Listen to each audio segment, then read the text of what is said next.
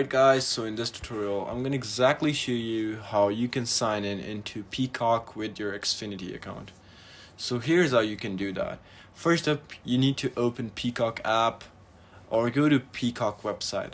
So just make sure that you're in the actual region, so you need to be in the US, or for international audience Peacock is not available, but if you're in the US you can access to Peacock.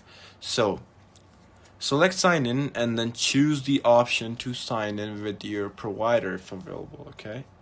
And then choose Xfinity from the list of your TV providers. Once you choose Xfinity, now enter your Xfinity ID and password and complete any verification steps.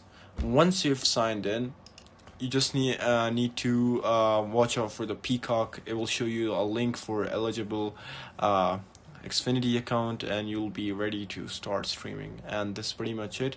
You're signed into Peacock with Xfinity, and yeah, I hope this tutorial actually helped you out. I'll see you in the next one. Until then, goodbye and peace out.